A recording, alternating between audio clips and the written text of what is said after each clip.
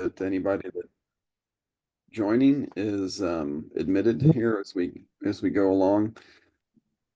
Just a quick housekeeping is that as we go through with our speakers today, if you have a question, you can raise your hand. You can put something in the chat. If you would like to come off mute and ask the question live, then that's great too. Just if you would raise your hand, and then we'll call on you, and then you can come off mute and ask your question for each of the Q&A sessions that we have. So this is the Ohio Federal Research Network's Opportunity Days, focusing on autonomy. We do these approximately every quarter with a different topic. Autonomy happens to be, and you'll see a slide a little later, but I'll just mention it now. Autonomy happens to be one of our areas of interest for the round 7, which the final solicitation for that will be coming out here in about another week or so. Next slide, please, Becky. Excuse me. So this is the agenda for today. We got a full load of outstanding speakers. And then at the end, we'll go through just what we call an opportunity review, where our incredible intern, Morgan Buck, will talk a little bit about some of the things that are related to autonomy that are out there within Small Business Administration or other funding opportunities, if you're interested in trying to go after that. And we'll wrap it up somewhere around 10:40. So next slide, please.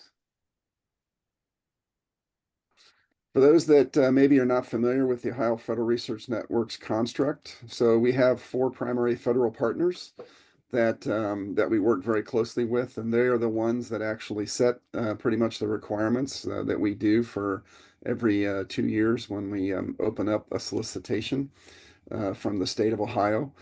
Those federal partners, you can see they're listed along the top. We also, of course, work very closely with the Ohio National Guard and integrating their priorities along with those other federal partners for that. Parallax Advanced Research is the administrative arm for the Ohio Federal Research Network, and all we do is manage the program. So the Executive Review Board and the Technical Review Council that you see listed there on the slide, those are the entities that make really all the decisions when it comes to the racking and stacking of proposals that we get, and then again, who's going to be funded based off the amount of funding that we get from the state of Ohio, from their biennial budgeting process, and the Ohio Department of Higher Education, which is where the funding flows through their programs.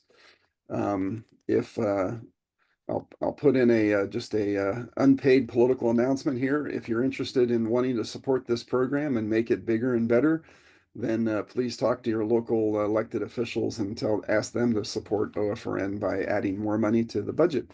And that means then we can fund more projects for this program. Next slide, please. I call this the bubble slide. It's just a real quick outline of kind of where we've been at since the program started. So it started in 2015. As I mentioned, we're currently in what we call round 6. So each round is a part of the 2-year biennial budgeting process from the state of Ohio. You can see the number of universities and business partners so far that have been part of this program, and the number of jobs created. 41 projects so far have been funded through this program. And then I think the money bubbles are the ones on the bottom there. So the state of Ohio has put in almost 62 million over the last 6 rounds. And our follow-on funding, which is primarily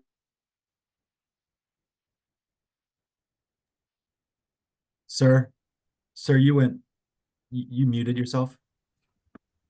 I don't show Sorry, I you. did that. Oh, did you mute me? Not on purpose. So the just real quickly, the bottom bubbles there are the ones that are the key, I think. As I mentioned, 62 million from the state of Ohio over the last not quite 8 years, and the follow-on funding nearly 400 million. Although the really important part, I think, is that our participants, the universities, the small businesses around the state of Ohio that have participated in this program, as you can see, have put in a little more than 40 million in cost share, which is pretty impressive, I think, for this kind of a program. Next slide, please. I want to highlight, we have a big event coming up on February the 19th. You all are invited to attend this event. It is open to the public. It is at the Ohio State House. It'll be from 5 to 7 p.m. We will have all of our round 6 teams there, as well as probably select members or teams from our other previous rounds. That'll be there. We'll have guest speakers from most of our federal partners, from universities, from some of the businesses that have been with us that will talk about the Ohio Federal Research Network and provide some individual personal examples as to what this really program has meant to them and why they feel it's so important for us to continue this kind of a program. It is one of the only programs in the country that is set up this way, where it's funded by the state through their Department of Higher Education to support innovation and technology development here in the state to support our federal partners that we have. So these slides, by the way, will be posted on our website when we're done here for that. So you can either click on the Eventbrite link here, or you can go to our website to be able to find the link to be able to register for this event if you're interested in attending. Next slide, please.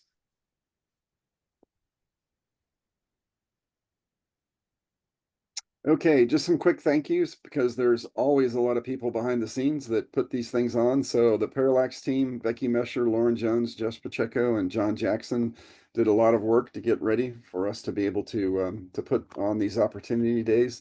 Of course, our event speakers, and I'll be introducing each of them as we go through here for today. Our already mentioned our intrepid OFRN intern, Morgan, and then of course our federal partners that I've talked about. Next slide, please. Okay, so we will start here. We've got a couple of good speakers from the Air Force Research Laboratory. Our first one is Daniel Hudson, is a research computer scientist at AFRL RYAA, supporting development of the automatic target recognition systems with his expertise in microservice architecture and computer vision. In the spring of 2024, he was awarded a Master's of Science in Computer Engineering from the University of Dayton with a central focus on computer vision. And I will mention very quickly that the intros, because we're trying to limit the amount of time here that we have today, will be slightly abbreviated, but the full bios for all of our speakers were part of the email that went out, and as well they are of course on our website for this opportunity day. Becky, let me ask a quick question, because I didn't ask this before. Are the slides for Dan and Kevin broken up so I can do individual introductions, or are they all together? They are all together. All right, so then I will also introduce Dr. Kevin Schmidt, who is the senior neuroscientist for AFRL Act 3, providing near-term Air Force operational application of artificial intelligence to human performance while transitioning principles of biological learning and memory to artificial implementations. He graduated with honors in behavioral neuroscience from Wright State University and the university's Bachelor of Science program in 2011, and was awarded a Science, Mathematics, and Research Transformation, which is a SMART fellowship for those that are aware of those, to pursue the Masters of Arts at George Mason University Cognitive and Behavioral Neuroscience program. And then he won a second SMART fellowship, ultimately graduating with a Cognitive Neuroscience Doctor of Philosophy from Northwestern University in 2022. So I will turn it over now to Dan and Kevin. Thank you, Mark. Hi, everybody. I'm Dan. I'll be going first here. And the topic that I was tasked to discuss to you today is autonomous systems operations scheduling and planning. I like context, so I've borrowed some slides from our chief scientist here at Sensors Directorate, and that's what I'll be going through. Although there's one slide in particular that I'll draw your attention to when we get there. Next slide, please.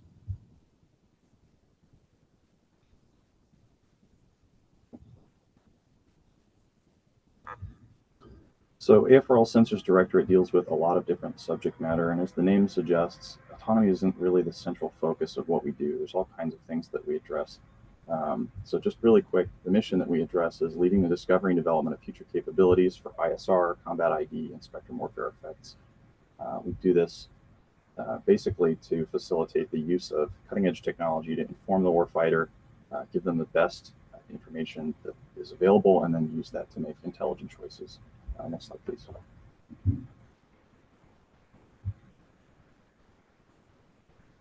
So here's the smorgasbord of all the stuff that we address. As you can see in the bottom left-hand corner, autonomy is just a small portion of that. I'll just give you a second to look these over. But suffice to say, there's all kinds of information that we're taking in whenever we're doing autonomy. We don't just do the autonomy portion. We also look at the different sensors, the different information modalities that we can take in. And then on the autonomy level, we look at doing things like sensor fusion, or we incorporate aspects of multi-domain sense making to inform autonomy choices. Next slide, please.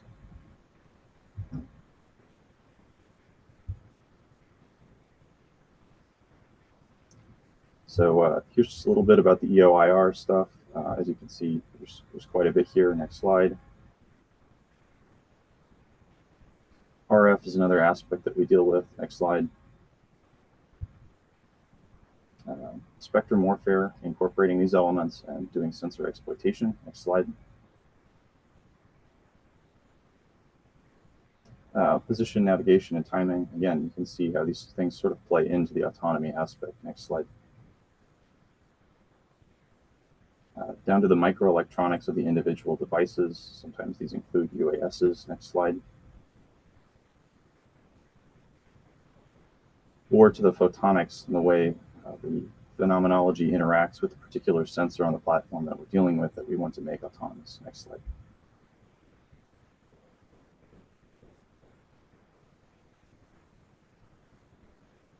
And then taking all of those signals, fusing them together, drawing meaning out of them, and using that to inform the autonomous approach that we're dealing with for the particular bespoke problem that we might be facing. Next slide.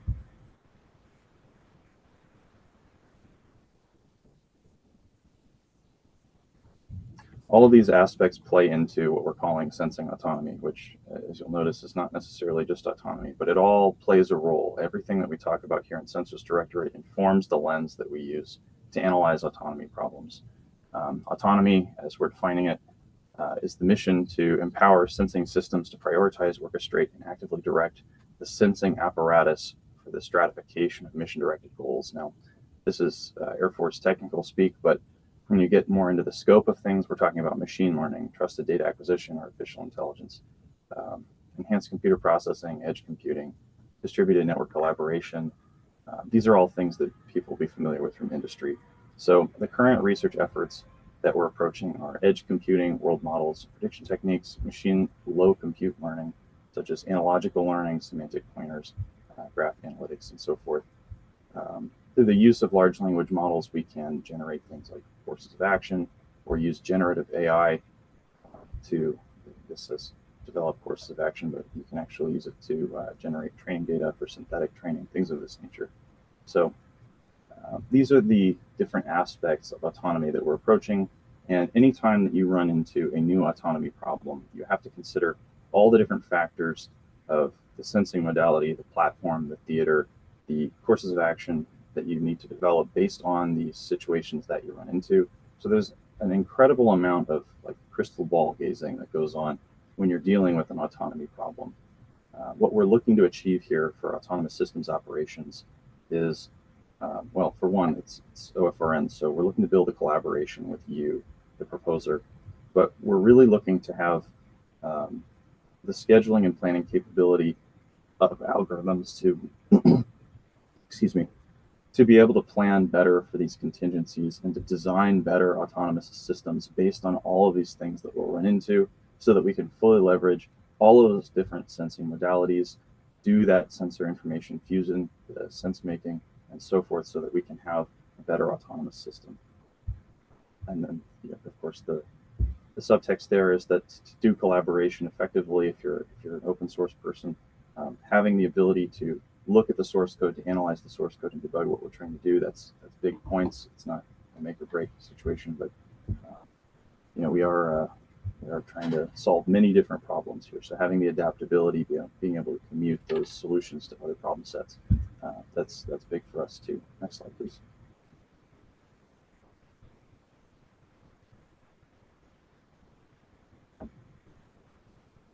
So once you get the autonomous system, you get into the cross-disciplinary capability areas. This is just sort of making hay out of the stuff that we've already done. So again, getting back to this point of commutability of technology that we develop. Next slide, please.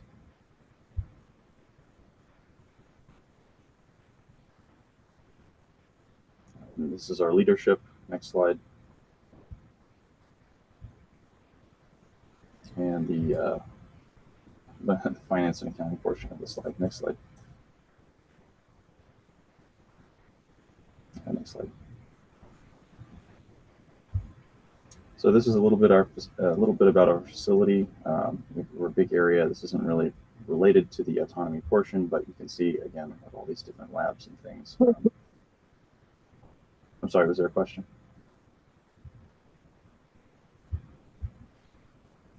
Okay. As you can see in the bottom right-hand corner, we have a small UAV lab. There are things that we do in the lab pertaining to autonomy, but again, a lot of the stuff that we deal with is non-autonomy directly related. It's just tangentially related. So next slide. That's all I've got. So either Kevin, you can go ahead, or yeah, let's do questions at the end. Or folks can interrupt. This is the part of the presentation where we take it off the rails. Dan did an awesome job. I think specifically, Dan, you said we're looking to partner, and I think that's the big take home here is you see a lot of the emails listed throughout our presentation. I encourage you, please reach out. I see this in the chat. My understanding is the slides will be shared. Becky, can you go to my slide? I'm going to try and keep this short. So we're going to fly through this. You should have the slides, but I'm just, I think we only have maybe 7 minutes, including questions. So, so Dan, I want to say kind of represents the classic tried and true business model in AFRL. AFRL, I'd like to market it as a $4 billion research and development organization. And Dan's talking a lot about RY, the Sensors Directorate. Maybe 5 years or so ago, the Air Force realized that artificial intelligence is moving too fast and it cuts across many, many different technology areas. So they stood up my unit, Autonomy Capability Team 3, which is what I'm going to talk about. I'll talk about a couple of our flagship efforts in air and space. We're one lab, 2 services. I'll try to call out a little bit of few connections to the OFRN round 7 topics that just went out. We're playing a big role in that, in the medical space and in the autonomy space as well. They're not all under the autonomy umbrella. A lot of the topics are under the human performance umbrella, which I think is a good sign of what we're trying to do. Human machine teaming is a big aspect of what we're doing. And then at the end, I'll take it off the rails about some things I'm really passionate about and some public working groups for the technology nerds out there. Next slide, please. So Act 3, we work out of Wright Brothers Institute. That's been key to our success. It's allowed us to partner really well. We have great relationships with our in-house contractor teams. And we've been consistently building over the last half decade. We've assembled people, algorithms, data, and compute resources at the AFRL headquarters level. That's an important thing to note. So Act 3 is operational to the commander of AFRL to provide this capability that cuts across the different technology directorates and interfaces with operators. So for faster transitions of our technologies that we develop. Next slide, please. Next slide. We're going to do a bunch of these clicks. I'm sorry, Becky. Next slide, please. I want to get to the ACO slide. Next slide, please.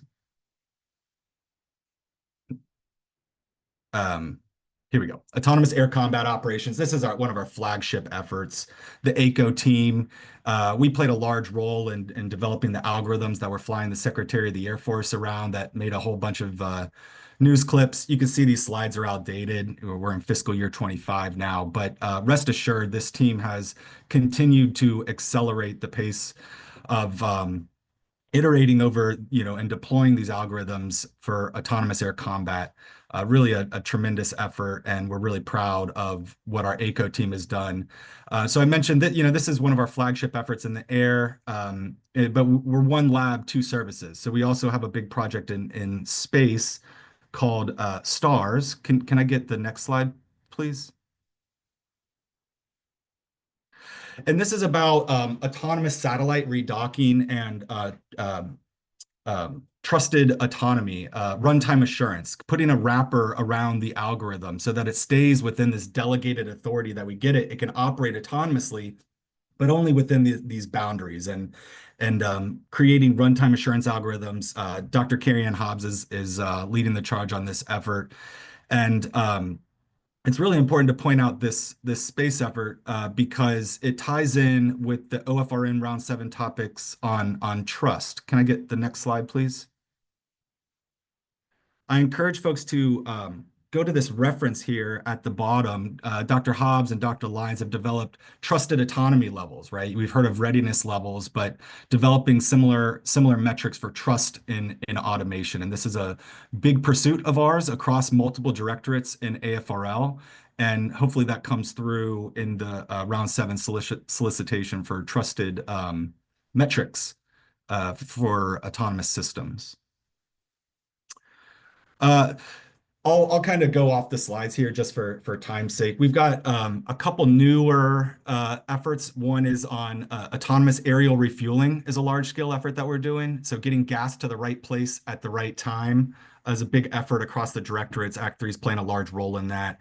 Our business model is in Act 3 is we develop these capabilities that can scale. So it's not just a one-off capability. So an algorithm that we might develop to get gas to the right place at the right time, we also are interested in using that same algorithm to get medical supplies to the right place at the right time. And again, that should come through in the OFRN Round 7 topics. There's a lot of AI for planning and logistics. Dan talked a little bit about it for the autonomy aspects, but that's also under the human performance area of interest as well. So that's our Heroes Home effort, anticipatory medical logistics, for example.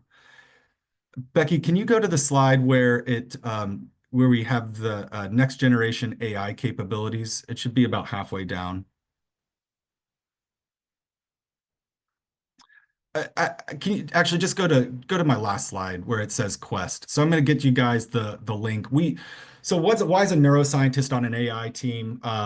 I used to fight all the time with these guys at this working group that we have that I invite your technical folks to. It's not for business development, but it's for deep technical discussions called Quest, near and dear to my heart, Qualia Exploitation of Sensor Technology. I encourage you guys every Friday at 12 o'clock.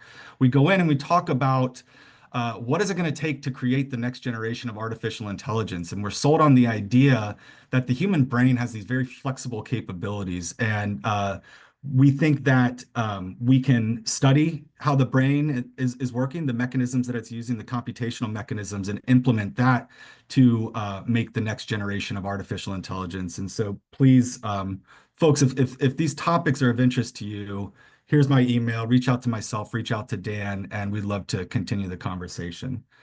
So I'll stop there. I'm sorry, we only have maybe a minute or so for questions, but we're happy to field those. Thank you. We're actually pretty good, Kevin. So you're up until 35. So, but we're happy to take plenty of questions on the subject. So again, you can raise your hand and come off of mute, which for some of us is probably the easiest. That didn't take typing in high school. If you want to just type something into the chat, we're trying to keep a track of that as well. And this looks like a pretty interesting thing, I would think, for anybody that has an interest in sensing I and have several technology. Yes, go right ahead. All right, so first I'll start with the past presentation. I'm curious who's working non-GPS navigation.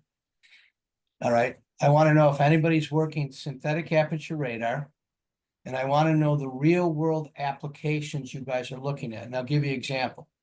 I just named two things. Real world application is narco submarines. And I can't find anybody out there that actually has a clue in the Air Force about how to catch narco submarines. I find some people in the Navy that know how to do it. I'm working that issue, all right? So the other thing is, you're talking autonomous aircraft. I kind of want to know the ranges of the aircraft. You say UAV aircraft can be all kinds of things. It can be something this big, or it can be an F-18, okay? So I'm curious about that, right? Then on your thing, I just wrote it down, but just so you know, I have a bad brain injury, so I forget what I'm saying. You're talking to a neuroscientist here. Yeah, no, I have a really bad brain injury. I understand. Recovering for the past 2 months. It's they had me in what do you call that? Medical coma for weeks. Oh, and your thing is, so when you're talking autonomy, so when you take just normal, what we know is aircraft that are constantly used, flown by pilots. Yes, sir. Who's working the actual physical modifications to the aircraft? Because it sounds like you guys are just working software. That's what it sounds like to me, all right? But who's working? You need all kinds of servos, you need all kinds of stuff. And then the big problem we have with autonomy of all the aircraft we're working is it's not in the air, that's the problem. The problem is the ground. When you go to leave an Air Force base and you say that aircraft's autonomous, I'll tell you what, they don't like the sound of that. Because you have to travel around all kinds of other things. And so I never see people that actually are identifying those things. So I'll take the second part of your question, and I was trying to track some of those specific ones earlier on, like the points of contact you're looking for there, and maybe Dan can help me out. But let me just try to take a crack at some of these things. So I think wait, let me help you with that. If okay, you guys have my email address, if you I don't. well, you We guys can- emailed me. We can, well, it's from OFRN, but AFRL probably doesn't have it. Is it Yeah. Tara? Is that how you pronounce your first name? So yeah, so we'll get you guys connected for that. Yeah, that's what I want. I want you Yeah, guys to 'cause- connect me to the right person, and I don't want somebody Yeah. who goes, well, I'm RDT&E and I whatever. No, I want the people who say, oh, you have something ready for whatever. I want who finds the people we need to talk to. Okay, so just so you know, I work with the large defense contractors. I work with probably 20 different companies from small to large defense contractors, and we're working all sorts of things. All right, So so I think go ahead, now answer your question. Sorry to interrupt you. No, it's okay. So I think you were tracking right, and I don't want to speak for Dan in his unit, but generally speaking, we are much more in the software side of things than hardware. Thinking on the compute side, neuromorphic aspects, I think that implies next generation hardware that is of interest, but I think other units specialize that in a lot more. And I know that's not necessarily the hardware that you were talking about. Dan might have some more comments on that. So that was my comment on the hardware. And I think a lot of these things, you're right, it's not our job in AFRL is RDT&E, and we partner with other units for like O&M kinds of efforts, implementation, for example. And so if it's not our group, we can definitely help connect you with the right group. Good, because that's, you see my point. Software people are wonderful. You talk to Silicon Valley people and they go, oh, look at this great thing that I developed. And you say, yeah, how does it make this piece of equipment actually operate? And they say, well, our theory is whatever, but try to take that so-called autonomous aircraft off the runway. And you got to get those people understanding the problems of the actual hardware and the actual environmental, what do we call that? Situation awareness of the actual hardware, what it's doing, right? So I appreciate your engagement. So I saw a link at the bottom of the OFRN page for like team building. I don't know if that's any good. I'm relying on the network here to help us team build. And sir, I'm also really excited. I saw a later presentation from the NAAMCHE, or I don't know how to pronounce it, but the Ohio UAV Test Center that we have here in Ohio. And that's where I've been trying to keep my eyes on for team building as well. And if you want to start to get stuff in the air, I think that that's kind of their bread and butter. So maybe we could follow up offline. Dan, do you have anything to add there? Not on that particular point, but I am happy to help weigh in on some of the specific questions. I know, Mr. Terrace, you'd mentioned synthetic aperture radar. I know for a fact we do sensor exploitation for synthetic aperture radar in our office. I don't know who in the building particularly works on the hardware end of SAR, but I know we've been doing that stuff for a long time. So there's bound to be somebody who's dealing with the particular details of the sensor and so forth. As far as non-GPS navigation, that would deal with position navigation and timing, which again, not in our particular group, but this sort of gets to a larger point. You know, the government's a really big place, and I understand it can be frustrating from the contract perspective. You hear these things like, "Oh, I'm just in this group. I don't know XYZ." A lot of times that's genuinely the case. We don't have access to everybody at all times because there's just so many people. But we can absolutely help connect you to the folks who we know if we can find them. It just takes time. So. Yeah, just so you know, I'm well connected. If you notice, Terrace, I hate to cut you off, but we have a ton of questions here and only about 2 more minutes for these individuals. So we will connect you after the fact. So for that, and thank you for trying to keep your questions short. Yeah, all I was going to say is I'm not connected with the Air Force. I'm well connected with the Army, and we'll be happy to connect you to the Air Force. So for that. Either Kevin or Dan, some of these other questions asking about small businesses to partner, quickly with AFRL.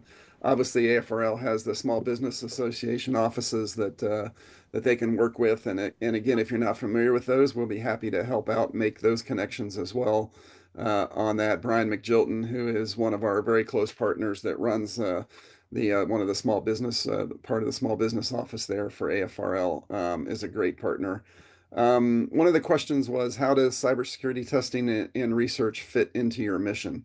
I don't know if that's something that you can answer or not. Kevin, you want to take this one? Either one, yeah, Dan or Kevin. So we're really big on DevSecOps here, at least in our office. I don't know, I can't speak for the rest of the Air Force, but as far as cyber goes, we develop code, we do sensor exploitation. We don't have a whole lot of physical security or any of those sorts of things. But I mean, as far as like static code analysis goes, that's a part of the DevSecOps pipeline. We try to use encryption where necessary, things of this nature. I understand that's not all that there is to cybersecurity, but I just have to know more about the specifics of the question being asked to give more detail. Over. Alrighty. There's some questions about opportunities for autonomous aerial fueling. An individual here submitted a SBIR that was approved but not funded. And you had mentioned that obviously as being a focus area for the Air Force, Kevin, I think. So we can make some of these connections, to you as well here as we go through this. Please do, yes. Thank you. Yeah, there was an individual asking about slide on consciousness. Says, can you elaborate on that? I'd love to. Can you go back a slide, please, Becky? This one's fine. Okay, so if you're looking at the brain, information comes into your eyeballs, goes to the back of the brain. Then you have a feed forward kind of information processing from earlier vision to higher level vision. There's no experience. You're moving around, you're doing things, but it doesn't feel like anything. Okay, but later on, higher order areas of your brain feed back to lower levels, and all of a sudden, bing, the light's on. A 440 or 640 nanometer wavelength of red, like you see, nanometer wavelength of light appears red, like you see here.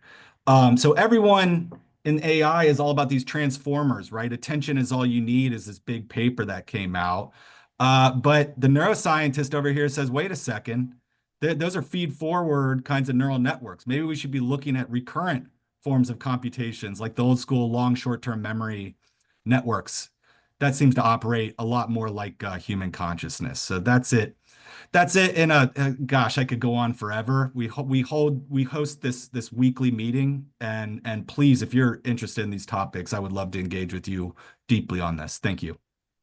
Thanks, Kevin, and thanks, Daniel. So we're going to move on to our next speaker. And by the way, you can take a look in the chat because there was a number of individuals that actually helped answer some of the questions that were asked in that. And they also individuals gave a lot of good email contact information. So that's what this is in part about, is sharing information. So please feel free to reach out to those individuals.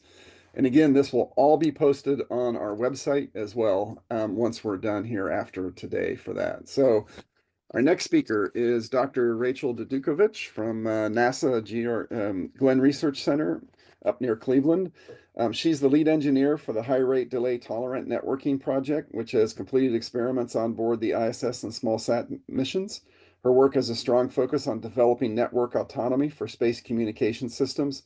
She has worked at NASA Glenn since 2010 in the areas of communication and intelligence systems, cognitive communications, flight software development, and space simulation. She earned her PhD from Case Western, which focused on delay-tolerant networking and artificial intelligence machine learning approaches. So, Rachel, I will turn it over to you. Thank you. Next slide, please.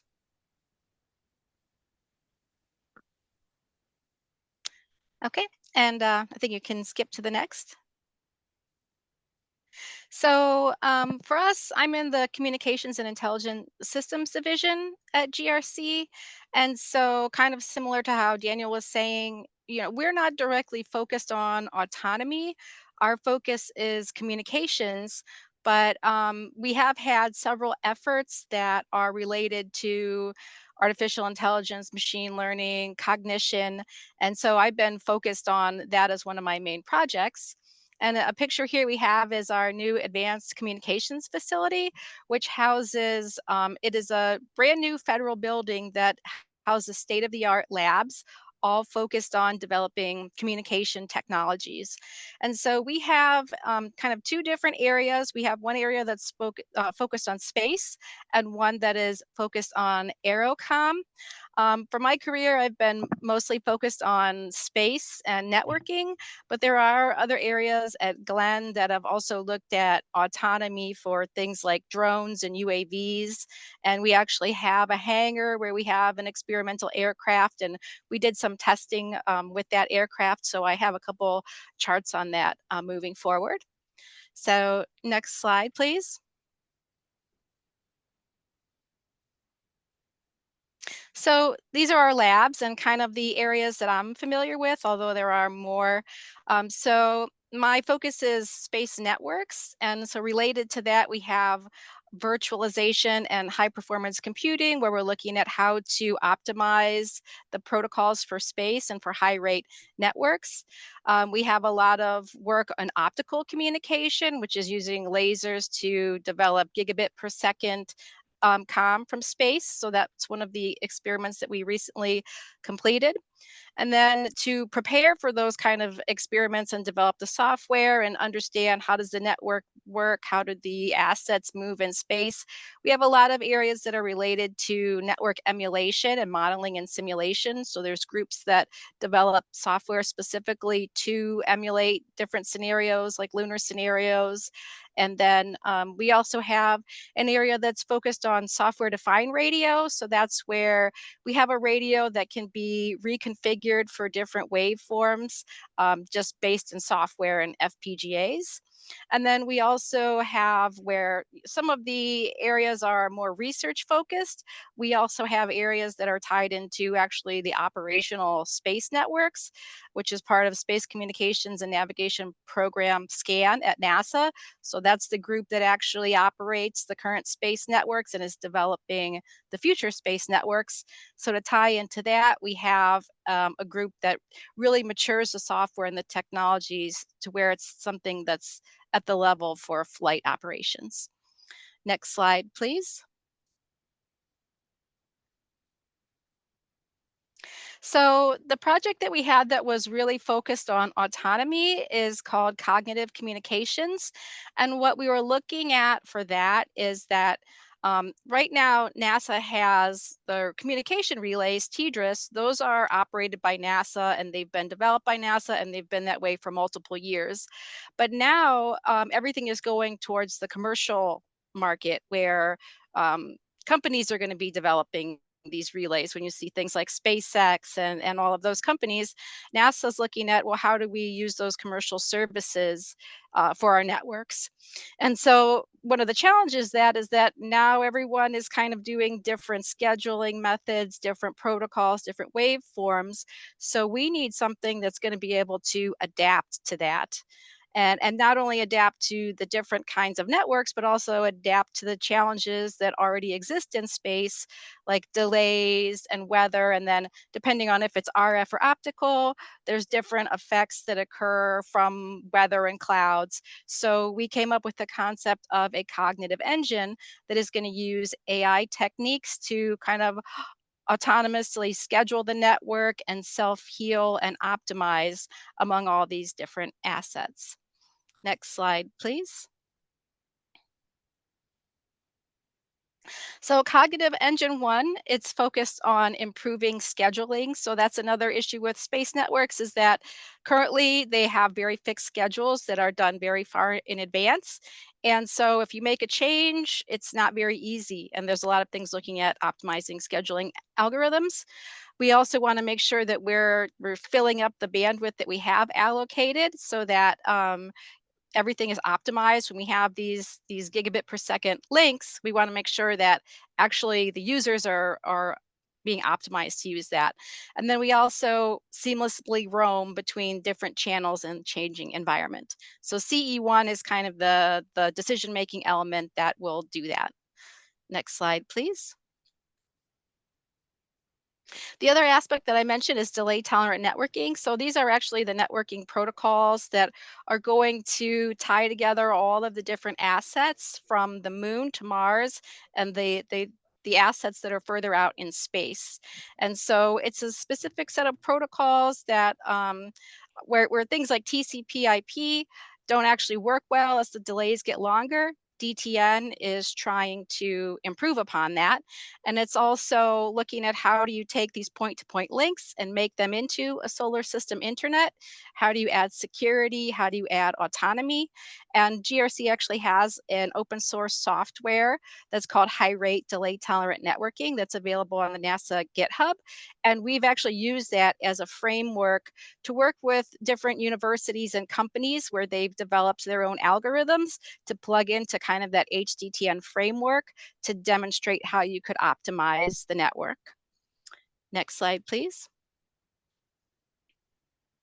So cognitive networking, when we combined all this cognition and cognitive communications and networking together, the things that we're looking at is how do we address the scalability of the network? How do you then take these algorithms that might be conventionally run on GPUs? How do you convert that into a low swap platform? How do you manage the priority of data and different users? How do you maintain interoperability of the networks? Increase the data return, and then also handle a mobile network.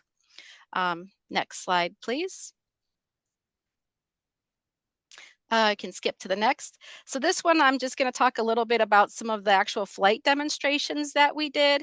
So we have right now a CubeSat experiment that is being operated now, where we're doing something that's called user-initiated services.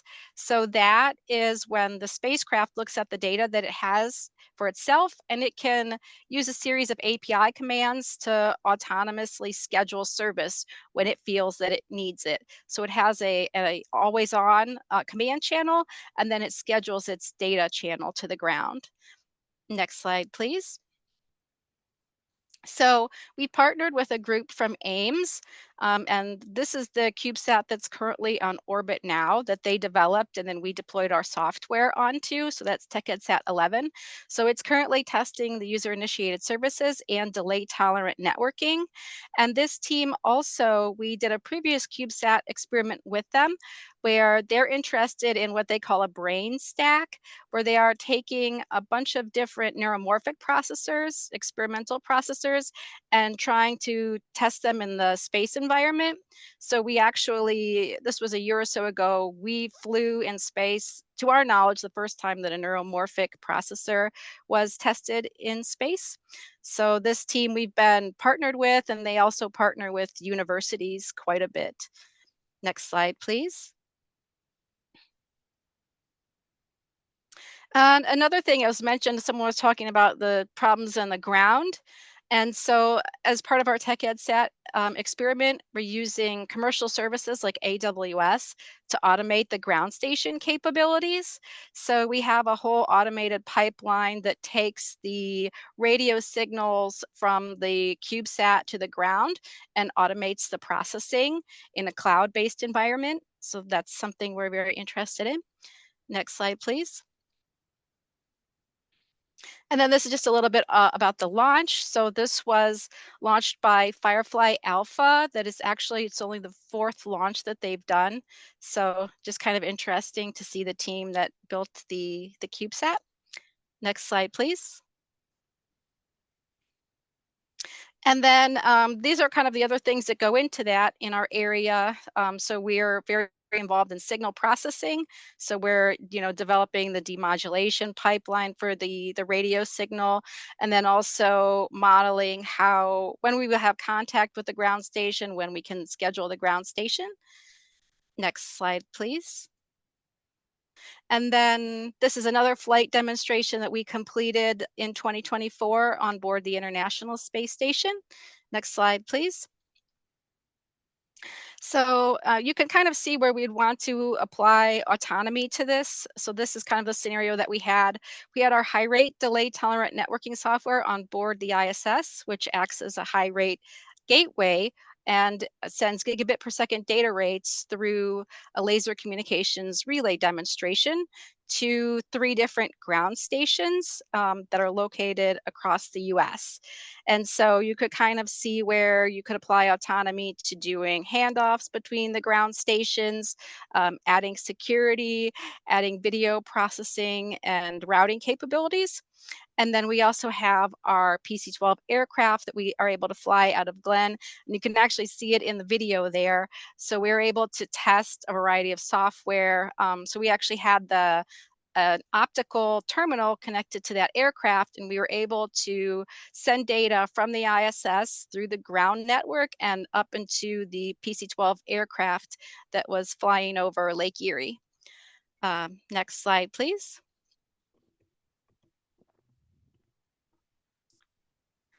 And so these are just some highlights. As I mentioned, we were focused on high speed communications over optical links, so we reached gigabit per second data rates. We also tried some very first research protocols. This is kind of the first time that was done by the US. So we tested a bundle protocol security.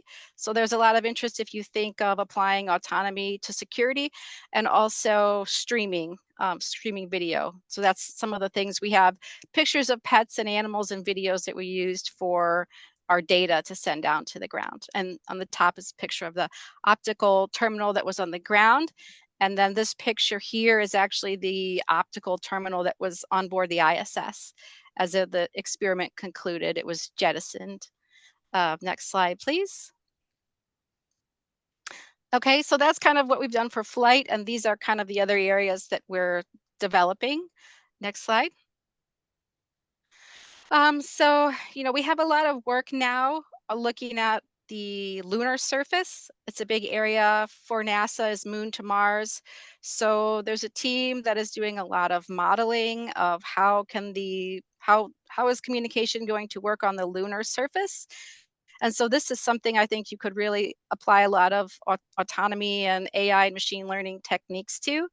And then also thinking of how do you model mobile networks and all the disconnections and things that are going to occur. Next slide, please. And we also have a lot of hardware in the loop capabilities. So where some things are purely in simulation, we also look at emulating realistic hardware and flight hardware and seeing how do we deploy those real protocols and real hardware. So there's a lot of things that could be done for emulation also. Next slide, please. And finally, as I mentioned, the group of NASA that we work with is Space Communications and Navigation. So they're operating the real NASA networks. So when you're thinking about interacting with a user, how could you use AI to improve the user experience? How can you enhance scheduling? All the protocols that we work with are very complicated to configure. So you could think about doing things to automate configuration of the network, tuning parameters, and then also, the big hurdle I think is when you have an operational network, how do you actually get people to trust AI and all that kind of decision making that could be done? So trusted AI, I think, is very key to figuring out how we could actually use autonomy in space networks. And I think that's it for me. Any questions? Rachel, looks like we got one in the chat here asking if you have a research group on quantum comms and networking, and also quantum machine learning for comms and network applications in space. Yes, there was a group. There is some work at Glenn on quantum communication. I can provide the contacts to that.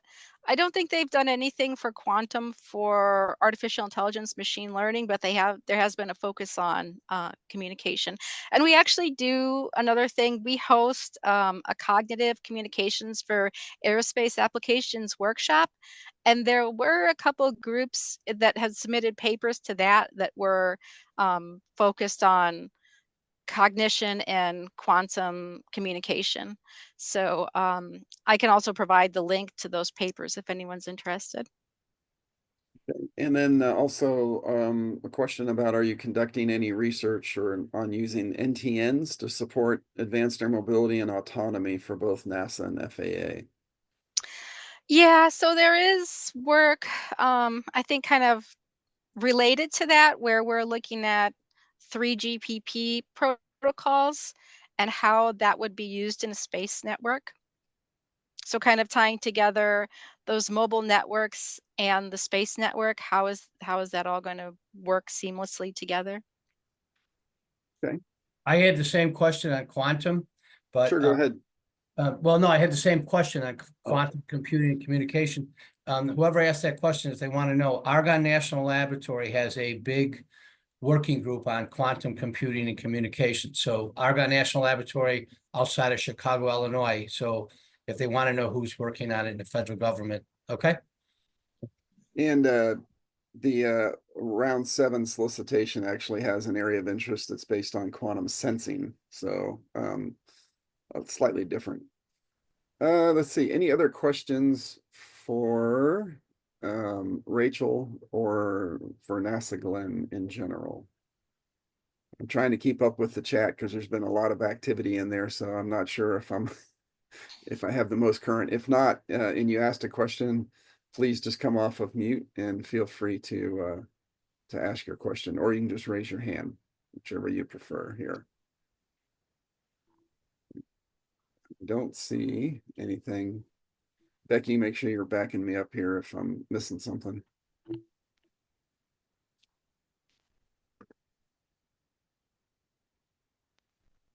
Yeah, I'm not seeing anything. Okay. All right. Okay, all right. Thank you. All right, great. Thanks. Appreciate it, Rachel.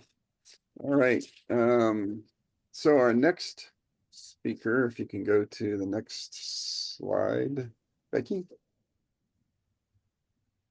is Alyssa Robertson from Defense Innovation Unit. She currently serves as the Midwest Regional Director for DIU. She leads a team of regional engagement principals focused on connecting academic research industry solutions in the regional innovation ecosystem to identified problems within defense in a variety of technology focus areas. She's also oversees the execution of the Ohio Defense Innovation OnRamp Hub, here based in Dayton, Ohio, is the physical location, but we serve all of the state of Ohio for that. But that, of course, is part of the national program that consists of 5 current OnRamp Hub locations in Kansas, Arizona, Washington, and Hawaii. Alyssa, I'll turn it over to you. All right. Good morning. Can everybody hear me? We can. Okay, perfect. I have a fan above me, so I was afraid it might be a little loud. All right. So good to be here. Thanks for having me. Alyssa Robertson, as mentioned, I'm based out of Naval Surface Warfare Center in Crane Division, so in Crane, Indiana, not too far from y'all.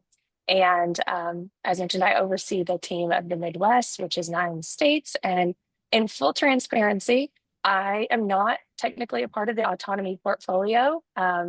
The representative who is one of the project managers, John Griffin, you'll see his contact information at the end of these slides, but unfortunately he was out of the office this week. So I was happy to jump in and run with this. So I'll give you some detail, but he will be able to add much more color to the specifics of some of these CSOs and what you're seeing for examples.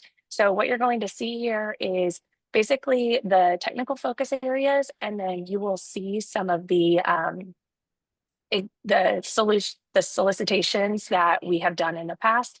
I want to make note that as we go through these, I'll just hop on like 1 or 2 that seem to be pretty relevant to probably this community.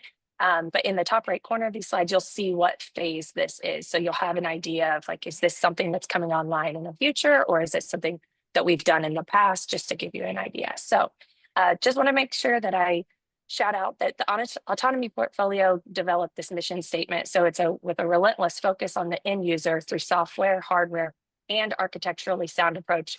We provide trusted, secure, and domestic and allied sourced solutions with strategic impact.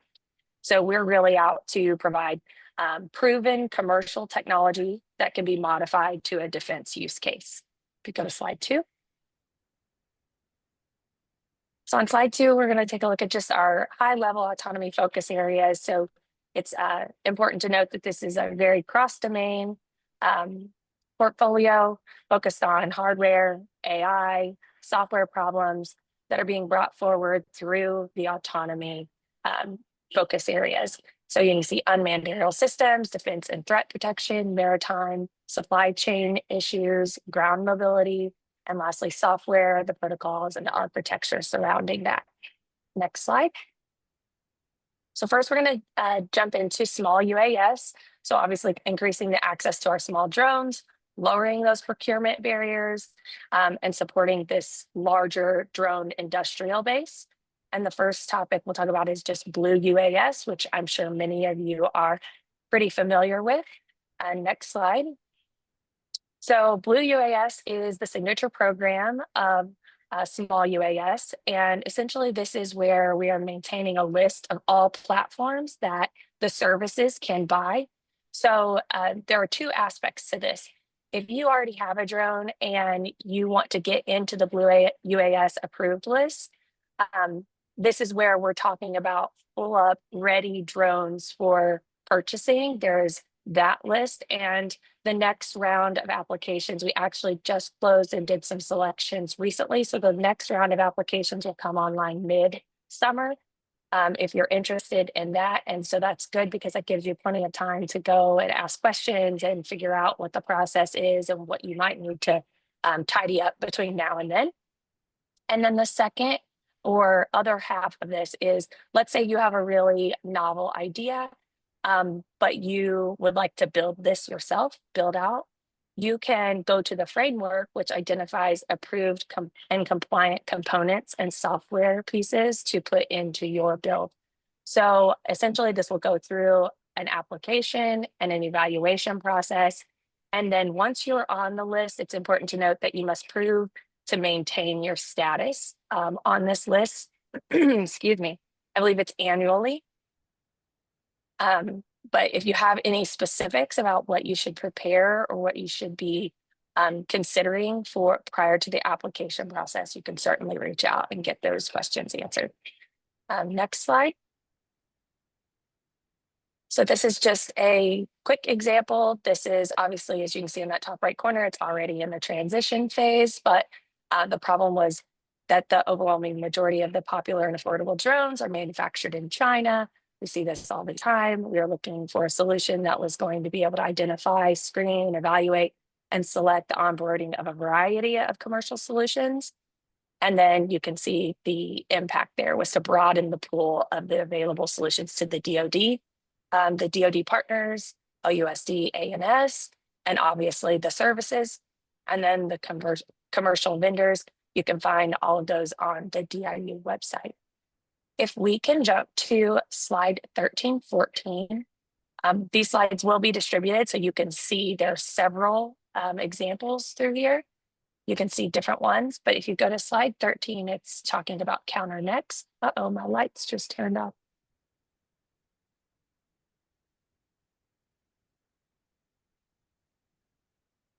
All right, so yeah, if you go back one, so counter threat is the next tech focus area. So this is defensive systems to detect, track, identify, and defeat adversaries and their threats. And the one we want to highlight here is counter unmanned aerial systems next. Next slide. So here is where we were looking for low cost, high probability of kill afloat counter UAS. This is currently in the CSO process. So you go through a problem curation with the mission partner, you do your due diligence to the market research and all of those things on the back end. And then the solicitation gets opened, which allows you to propose your solution. And then there is a review process before taking it into the prototype and transition phase. But this is mostly surrounding the Navy's urgent operational need for shipboard counter UAS systems. And we were looking for a high probability of kill counter UAS solution that we could integrate into our shipboard sensors and reduce the cost. And then the impact is to allow for cost-effective defeat of adversarial Group 3 UAS on the naval ships. And you can see the DoD partners are PEO IWS and SWC Crane. Coincidentally does have some involvement here and the larger NAVSEA. But just keep in mind that this is not, I know the last topic was much more R&D focused. At this level with the portfolios on the tech focus areas, whether it's autonomy, energy, what have you, this is not necessarily an R&D endeavor. We're really trying to deliver strategic impact in less than 2 years. If you go to slide 15, this is installation, excuse me, counter UAS. And this is really what kind of put Anduril on the map, which I felt is probably very relevant to this ecosystem, considering the big news last week. So whenever Anduril wrote on a CSO, they were certainly not the company that they are today. And they definitely were not the company that's expanding into new locations and into the state of Ohio, as we have just recently found out. So this is an example of how they really got involved and were able to grow as a company. You go to slide 17 to focus on maritime.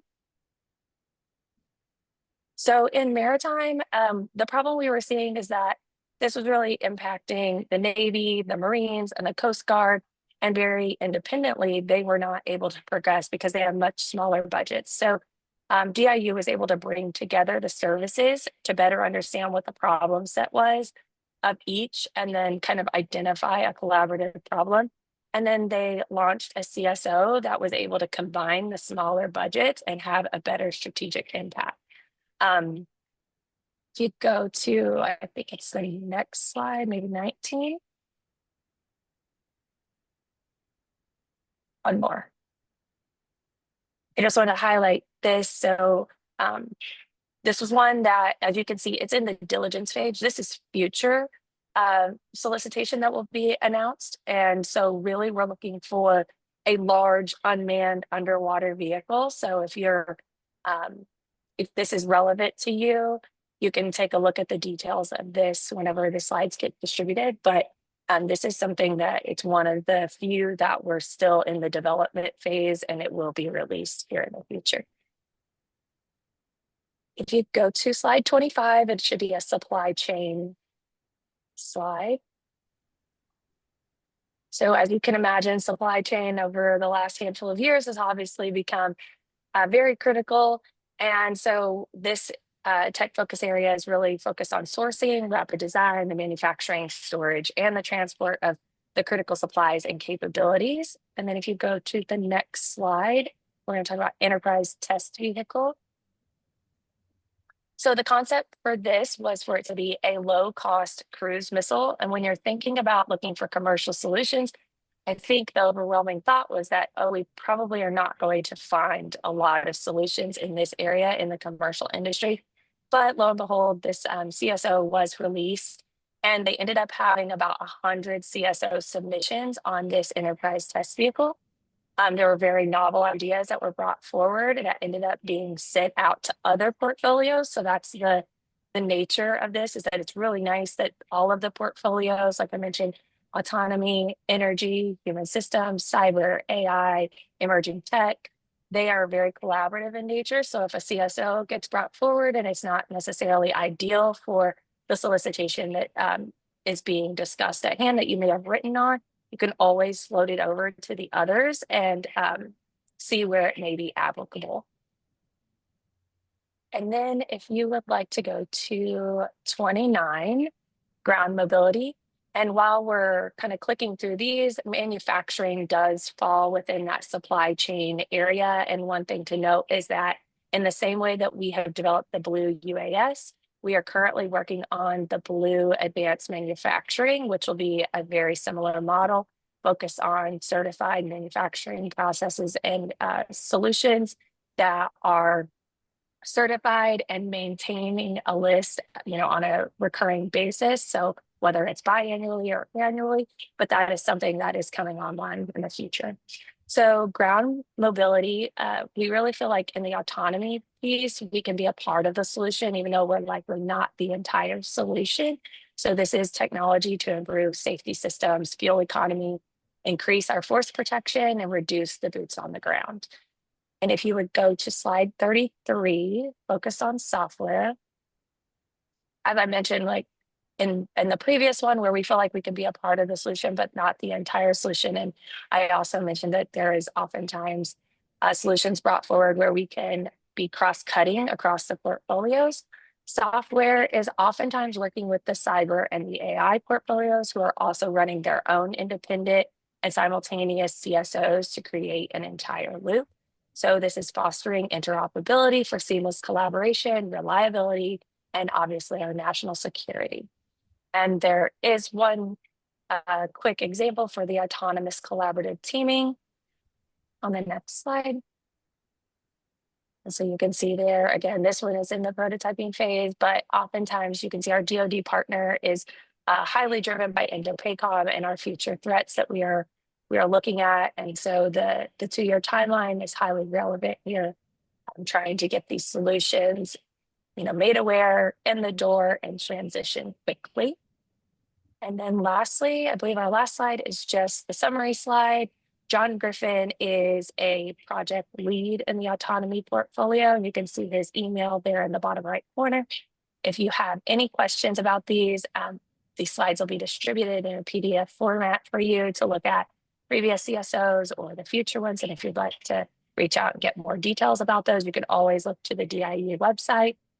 Additionally, if you are more focused in the R&D aspect of this, I did mention the DIU portfolios are certainly looking at 2-year technologies that are proven that we can just modify to defense use cases. But there is a portion of DIU that is focused on looking at academia, startups, more lower level TRL solutions, and developing the technology and the companies there. So you can get integrated in that way. If you're not familiar, National Security Innovation Network and National Security Capital is focused on the funding of those. You can look at Ensign and NSIC. There are basically child commands and DIU that are focused on anywhere from TRL 1 through usually 6, 7. And we can, work to get you connected. We have programs that could potentially be a service to you, but also it's very important to note for those of you in Ohio, you can always reach out to your OnRamp Hub and really find ways to get inserted into the larger DIU there. So if we got basically 0 minutes left, but I will look at the chat real quick to see if there's anything I might be able to address. Yeah, I didn't see any questions, Alyssa, so I don't know. Does anybody have any questions here? I do. I do. Yeah, go ahead, Taris. Can I address the one comment from Steven real quick? I have a direct message from him. I just want to let everyone know there is now an intake cell on the DIU website So if you go to DIU website, you start to navigate, you'll find there is an intake cell for companies to go into to put in like your slide deck or your white paper, your contact information about your company. If you reach out to the OnRamp Hub, they can also likely help you there, but that's our like easy digital integration point for you to go in, get on all the newsletters so you're getting information about CSOs that are coming out. And then we can also, we have some other platforms that we can distribute out as well. Okay, So first, I Mark, got a couple quick, they'll be quick. First off, I want you to connect me to with the replicator program. You know that program? I do know the program. I want you, and I'm going to tell you because you guys have a bad reputation, and I want you to tell the community. You do. We think you're nothing but a bunch of Silicon Valley people who think that they know what they're doing. I followed the website and I filled out everything for the replicator program. They told me that somebody would get back to me within 30 days. Nobody got back to me on the replicator program. The manager of the replicator program connected up with me on LinkedIn, but nobody got back to me about the actual program.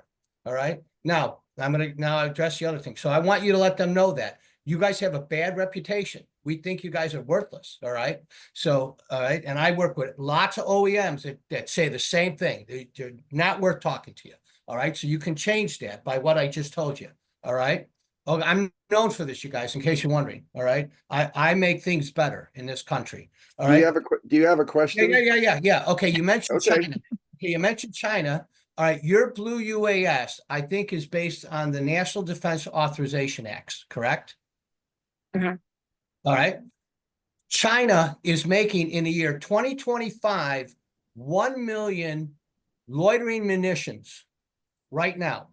Now, the real problem is if you think you can put together something that can compete with that, the National Defense Authorization Act in your Blue UAS says we cannot use a Chinese motor, a Chinese battery. We can't use anything from China.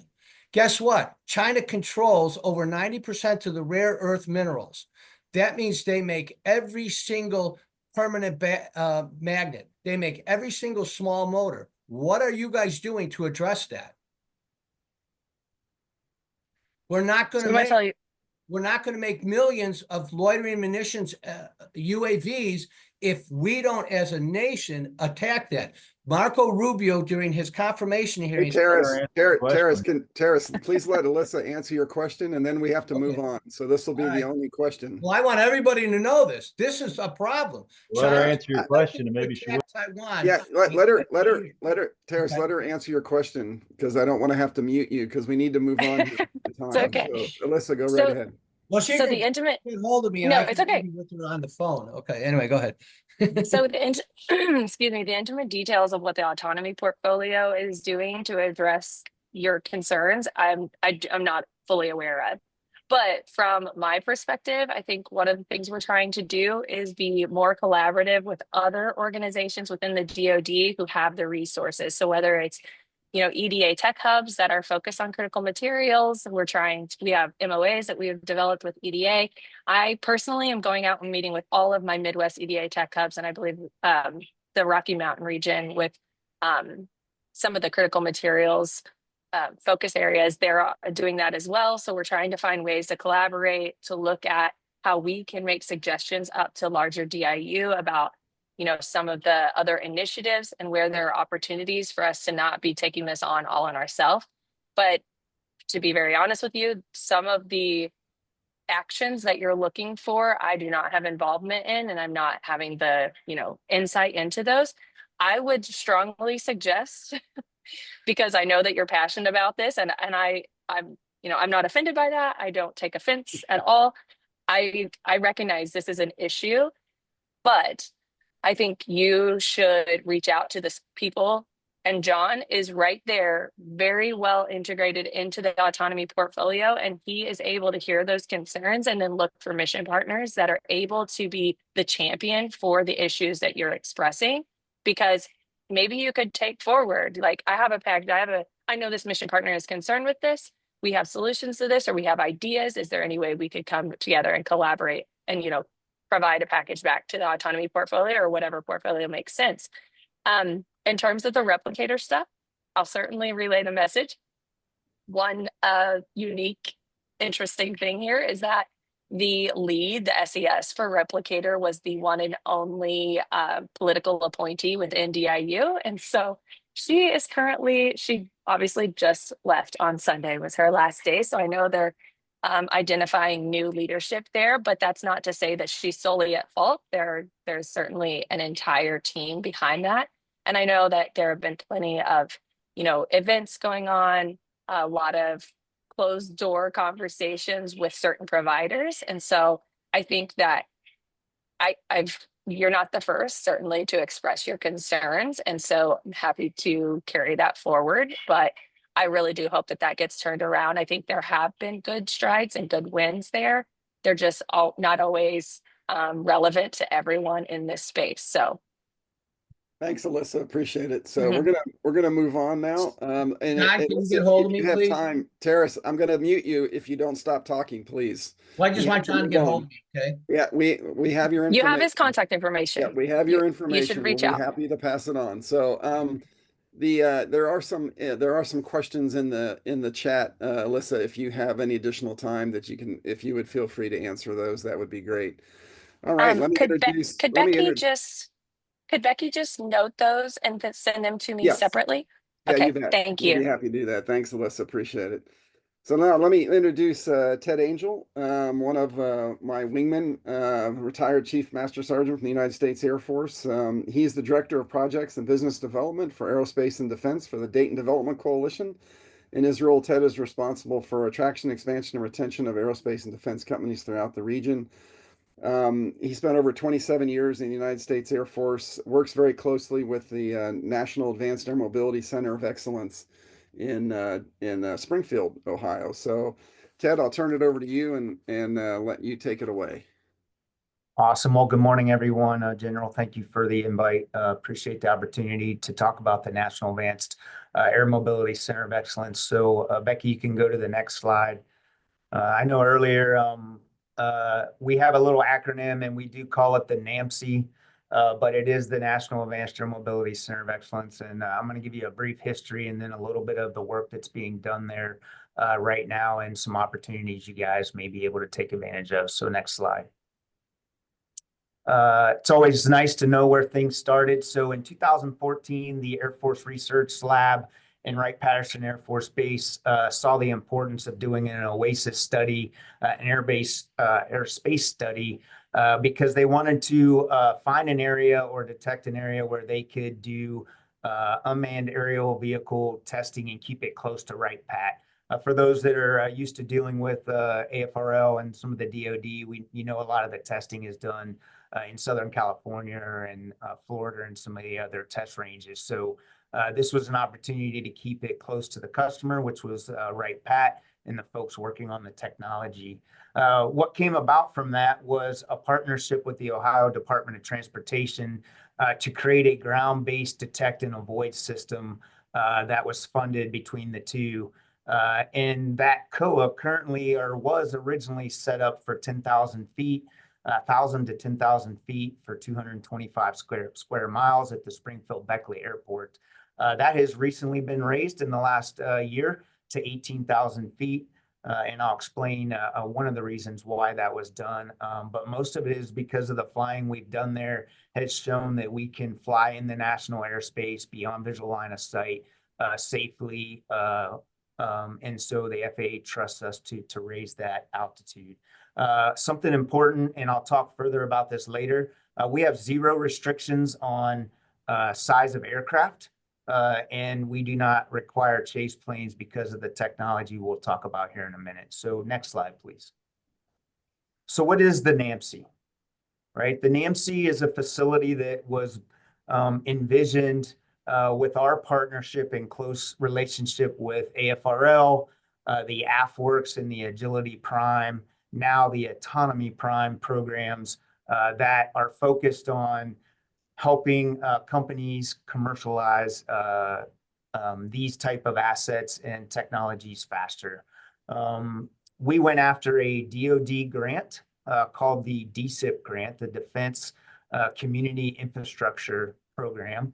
And we were a winner of about a $6 million DoD grant to build this facility with partnership and support from the base, saying that this autonomy type aircraft were something of importance to them and our national security. So we partnered with them. Jobs Ohio, as you guys know, is the economic development arm of the state of Ohio, provided $2.9 million, and then the city kicked in the rest of the money, the city of Springfield, for us to be able to build the building that you see there below.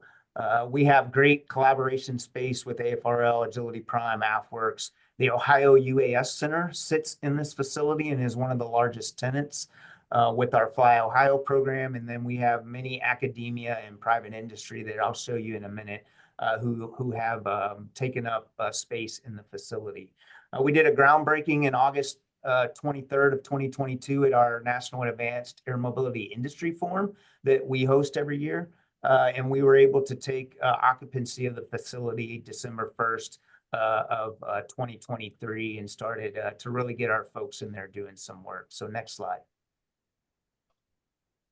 Who are the members that have taken up space in the facility? So this is a 55,000 square foot facility. It has a 25,000 square foot hangar and 30,000 square feet of office space that arrange in different sizes of offices. You see the current tenants of the facility up there, and it's important to note that we worked very closely with the city of Springfield, who manages the facility currently, to ensure that we were bringing in the right tenants. We wanted folks who were advocating and pushing autonomy, advanced air mobility, some of the new electric vertical takeoff and landing buzz that you guys hear out in the community. And we wanted to make sure that we brought the right companies in that had a different flavor for different things that were supporting the collaboration and the advancement of this industry. And so you'll see things from composite companies to MRO companies to pilot training companies to sensor companies to technology companies who work in traffic management, et cetera. And then you'll see also we have some key R&D partnerships with some folks there at the bottom who either have their technology already currently at the airfield and are tied into our ecosystem, or these are companies and industry partners that we work very, very closely with to be able to help them do their research, development, and testing. Next slide, please. So what makes us unique? So everybody should know that there's 6 UAS centers that are supported by the FAA out there across the US. Fortunately or unfortunately, we were not chosen when we competed to go after one of those UAS centers. I say fortunately we were not chosen because then we were able to focus really heavily on this technology that we call SkyVision. Right, SkyVision is our ground-based detect and avoid system that uses 3 FAA radars, and it allows us to provide detect and avoidance to the unmanned pilot, while ATC is still talking to all the manned pilots in the NAS. Next slide, please. This is what it looks like. So if you know, Springfield Beckley Airport used to house the F-16 training unit for the Air National Guard. That robust radar system and infrastructure, we capitalize on that today by plugging this bus into the radar there at Springfield Beckley Airport, and then it basically connects into London, Dayton, and Columbus to provide airspace protection for the unmanned aircraft that are doing testing in our test range. And oh, by the way, a reminder, this is all in the NAS. So all the other airspace places that you do testing for autonomy and UAS training, that is all done in restricted airspace. This is all done in the national airspace here locally in Springfield, outside of Dayton. So next slide. So what has been done so far, and what has this technology been able to do? So if you go out to Springfield Beckley, and if you've never been out there, you'll see the little small FBO there in the picture by those trees on the right in the lower picture. But it's enabled us to draw and attract some of the leading eVTOL companies, autonomy companies to come out to to the Springfield-Beckley Airport to do testing and to have a presence. So you see right there, we have 2 simulator systems. The one at the top is Joby Aviation, who will be coming in the coming years to build and manufacture airplanes for the first time since the Wright brothers did it at the beginning of flight. They have a flight simulator presence that's there, and they carry an office in the NAMC as well. The other facility you see there at the bottom picture is Beta Technology. They are out of Burlington, Vermont. They work very closely with the Air Force and the AFWERX Agility Prime program, and that is a prototyped elevated landing pad or vertipad that is built out of Connex boxes on the bottom, which has simulators, has some office space, a kitchenette, and a private room and offices there for their team. The little building on the right of that vertipad is their dome simulator. So they also have a large simulator presence out there as well. Next slide, please. Some of the other unique work, like I said, we have a very key relationship with our AFRL partnership with this technology we have. And so over the last year, we've had 6 or 7 Pelica, 6 or 7 pivotal blackflies. It's the little small black airplane there on the right. That is actually a manned aircraft, but the Air Force was looking at flying it autonomously. So all summer, you would have saw that out at Springfield-Beckley, flying in the airspace and in the range with a partnership with MTSI, who was doing the work for the Air Force, and they were flying those aircraft autonomously, collecting data and providing that to the Air Force. The little airplane that you see in the small picture on the left, that is the Pica Pelican. It's an autonomous cargo airplane that the Air Force is interested in. And so that was also in the facility doing some ground testing. It did not fly. They didn't have approval to fly that quite then. That has moved on to another area to do some other testing. And then the little charger that you see in the bottom picture, it looks like a camo Zamboni truck, is a mobile charging unit that we use to charge up the aircraft within the facilities. But Springfield-Beckley does have charging capability. It does have an EV charging station on the ramp. It sits right next to the regular fuel trucks. And so any electronic airplane like the Beta Alea aircraft or any other Joby Aviation or any other company that wanted to fly an electric airplane in there can land and actually charge their airplane on the ramp there at the airfield. Next slide, please. Okay, and then lastly, I wanted to highlight that one of the other capabilities that we were able to do in the last year was to work with the Springfield Air National Guard. We did an exercise where they flew an MQ-1. It took off in Southern California.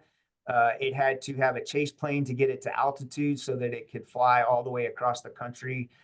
We were able to use our technology without a chase airplane to take it from altitude all the way to the runway here at Springfield-Beckley using that SkyVision technology, saving a ton of resources and money, and showing our folks here that operate these aircraft at the Springfield-Beckley Airport that we could help them bring these down to the runway for future operations. So with that, the next slide is just some really nice pictures of the facility. I will pause for questions, and I know we're short on time, Mark. So these are our key partners. That's great. Thank you very much. Appreciate it. Yeah, if you haven't been to the facility, I highly encourage you stopping by sometime and taking a tour. I'm sure any of our partners that are there would be happy to show you around. All right, let's go ahead and if you have any questions, please go ahead and post them in the chat, but we're going to go ahead and move on to our opportunity review for right now, just in sake of time. So Morgan, I will turn it over to you. Good morning, everyone. Before we get started, I just wanted to thank all of our speakers today for sharing some of their knowledge and giving us some insight of their incredible work. So with that being said, let's go ahead and talk about some opportunities. If you have any questions, please wait and ask at the end. So the first opportunity we have has been posted by the DevCom Army Research Laboratory. So just a quick summary of what they're looking for is robotic and autonomous systems to conduct battlefield operations in different tactical environments and conditions. So this is a grant. There has not been a specific date that has been posted. This opportunity is a little bit different than the others we'll talk about. These are working in 2-year cycles. So cycle 2 just ended in 2024.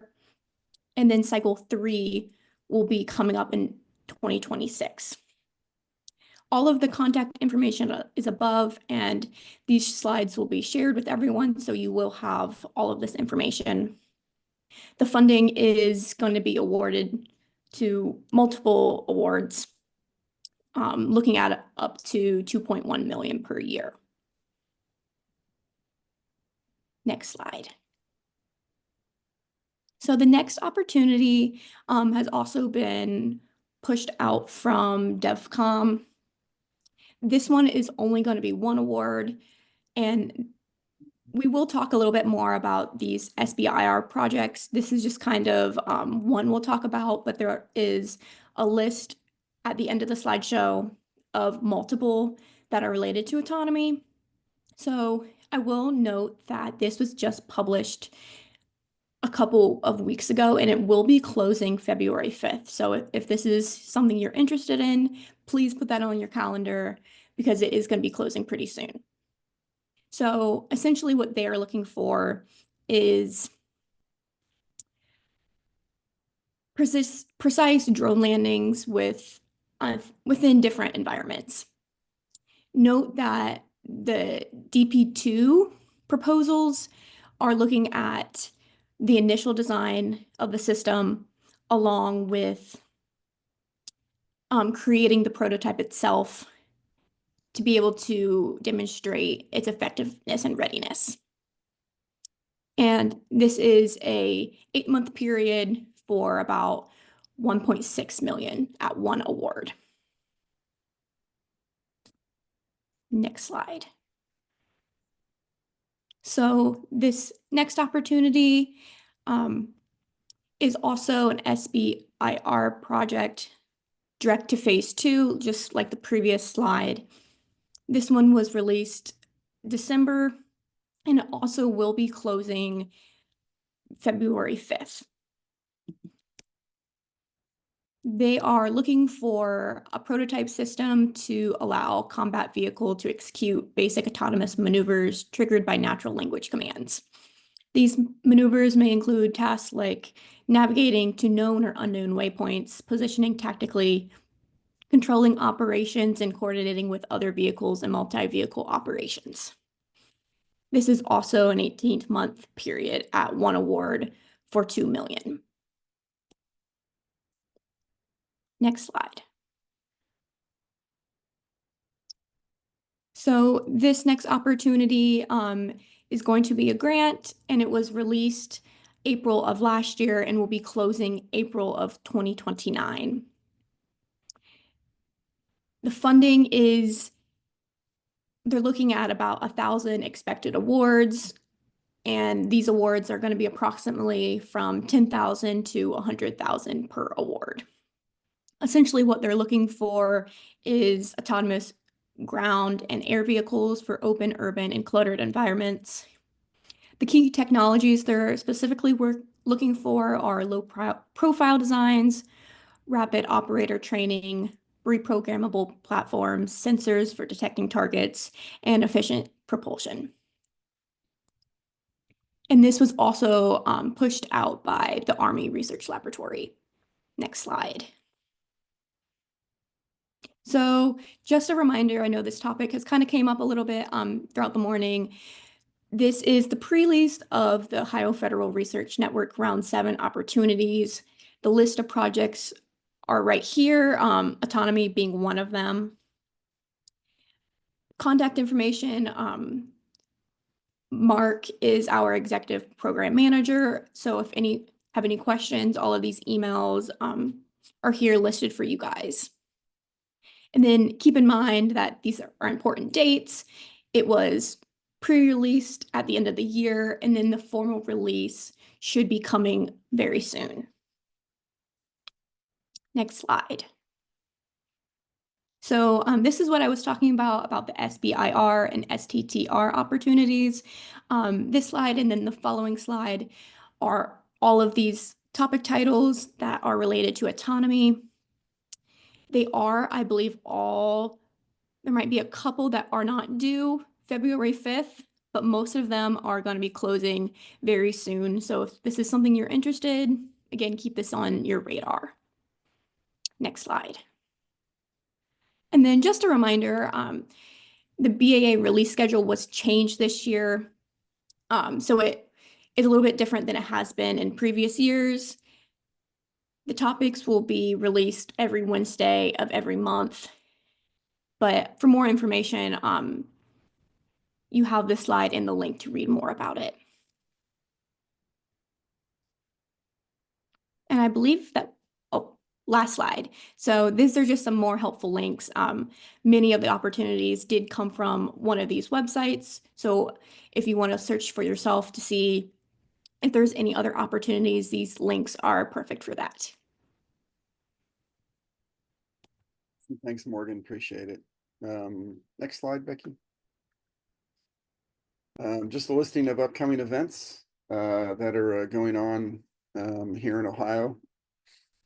We talked about the Celebrate Ohio event on February the 19th at the State House. And then these are other events that are run by some of our partners or some of the other organizations around. So I attend many of these events. So feel free to, if you see me at any of them and you'd like to talk more about the Ohio Federal Research Network or any of the topics that we talked about today, happy to do that. And I look forward myself to attending a lot of these events here for that. Let's see, I've got about another minute or two. So I do have one question that says asking about the eligibility requirements to pursue OFRN opportunities and the process for doing so. So that is all in the pre-release that was sent out. But just very quickly, you need to, if you're a business that is asking that question, you just need to have a physical presence here in the state of Ohio, since this is taxpayers' money from the state that is being used to fund this program.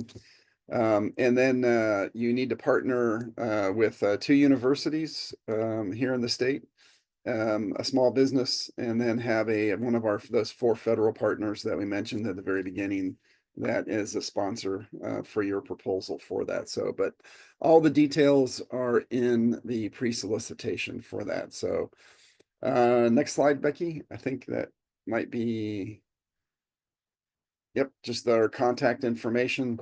So feel free to shoot me an email if you have any questions. John Owen is our program manager for the OnRamp Hub that Alyssa mentioned that can help connect you to DIU if you're interested in pursuing that path. Becky, of course, is our program coordinator for OFRN, and she has done an outstanding job. And Becky's been around since the beginning, so she has all the corporate knowledge. So she is worth her weight in gold as far as I'm concerned. And then, of course, you can also just send general inquiries to our contact emails that are listed there, and we'll do our best to get back to you. Again, this will be posted on the website with the questions and answers that are on there. We thank everybody for attending for today. Truly appreciate it. And we look forward to the next Opportunity Day, which will probably be coming up sometime in the, let's see, this is January. So probably in the April-May timeframe, we'll do another Opportunity Day for that. Thanks again, everybody. I hope everybody has a great week, and I hope it gets warm soon. Take care, and thank you so much.